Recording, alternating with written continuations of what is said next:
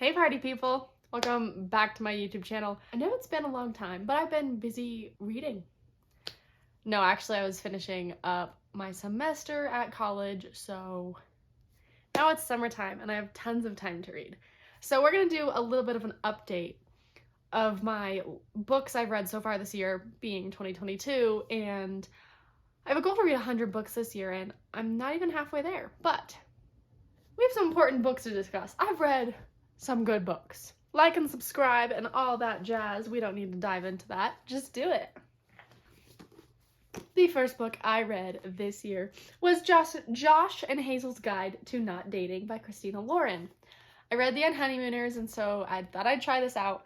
I don't think it's as good as The Unhoneymooners, but Hazel is really cool. I really like Hazel as a character.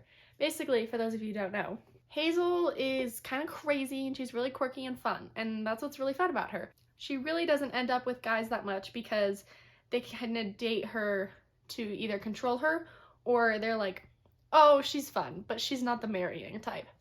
And so she meets Josh, and yeah, it's a cute little romantic story, and her and Josh go on a bunch of double dates with other people, and it's just fun. But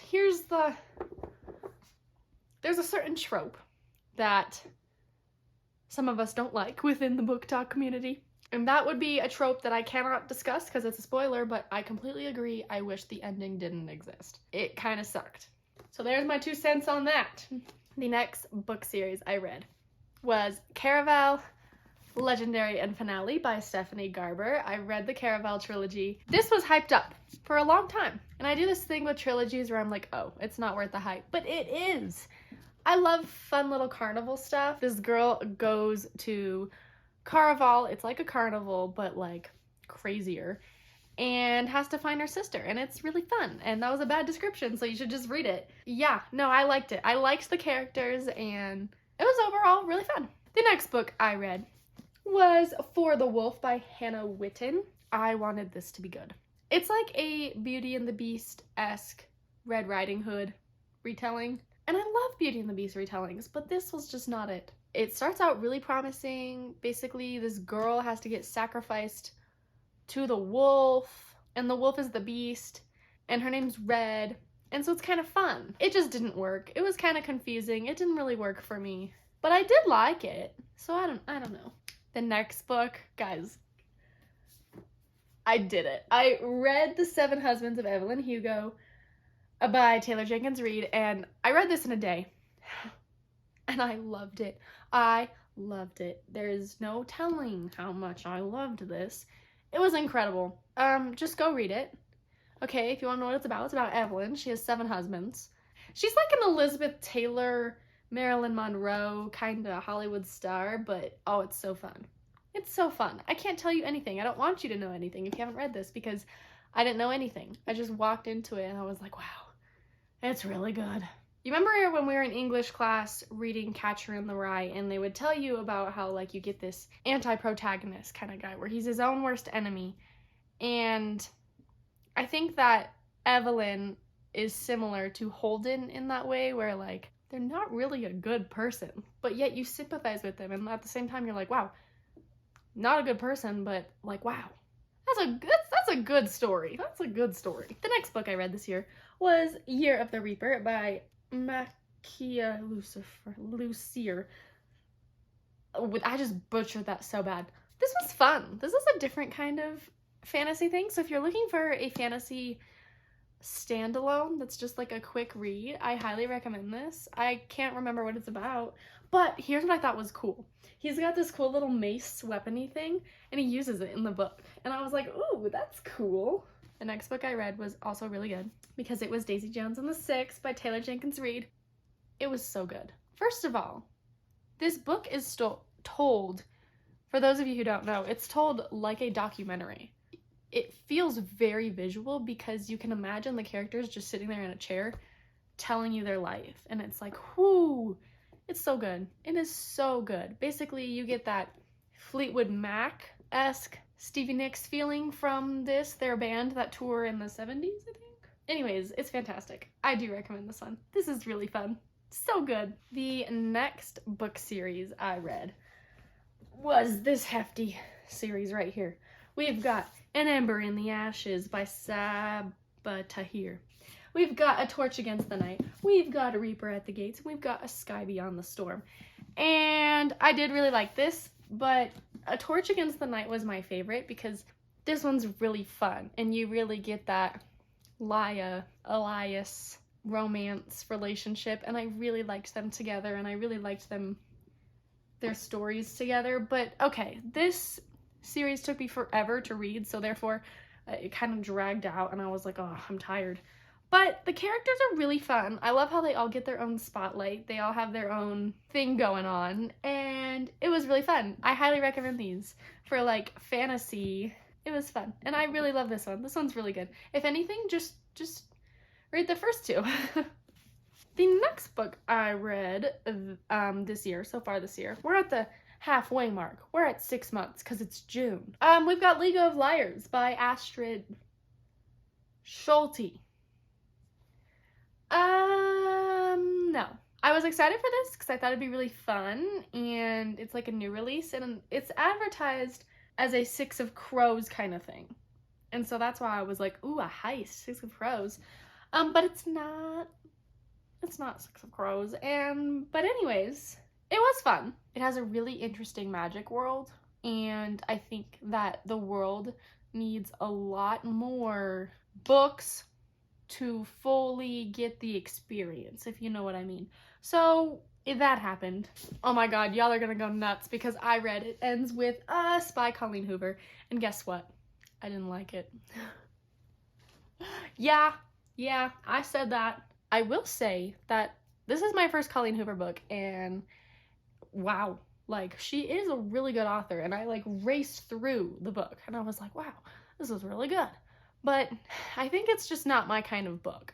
That could be my issue with it. But I don't know what to say because it's good. I think there's a lot of people out there that really need this story, and I want them to have it. This book is really good. I hope it is a classic one day because it's important. It just wasn't for me. All right, that's all we'll say about that before I offend half of the book talk community. Ooh, I did really like this. I read The Silent Patient by Alex Michaelides. This was fun. This was really fun because it's like mystery-ish, but you get psychology into it, and psychology is so fun. And when do you ever read a psychological thriller? Not often. And so I do recommend this. I thought it was going to be horror, and it wasn't horror. It's just really psychologically thrilling. Basically, this girl murders her husband, and she's been silent ever since. And the main character is like, I'm gonna find out why. Woo! It's good. I like this one. I read a lot of TikTok books this go around. Next, I read What We Devour by Lindsay Miller, and I'm not gonna dive too much into this because I didn't like it. A lot like this, it just was lacking in, especially this. The world building, I have no idea what was going on. It's just that fantasy where I'm like, whoo, this is going way over my head. So much magic stuff that I don't understand. If you're really into complex magic systems, I think these would be for you. Oh my gosh, everyone's been so hyped for this. I read Book Lovers by Emily Henry, and this is my first Emily Henry book, and I had so much fun with this. This was really fun. Nora is a badass. She was a really different character that you don't get most of the time, especially in a romance story, and she's just fun. We like this one. This was good. Okay, these next two books is a duology, and I've wanted to read them for forever, and I finally did. I read Between the Devil and the Deep Blue Sea and Between the Spark and the Burn by April Genevieve Tukcholke. I really liked this one. I thought it was fun because it was such a spin on lying. This one kind of sucked. This one was boring, but I did like this one. Basically, I know the author based this story on some kid who lied and got all of these kids to go vampire hunting. He was just making it up. And so that's what this book is based on. There's a lying kid that convinces everyone to go do stuff, and he's a liar. And it's so fun.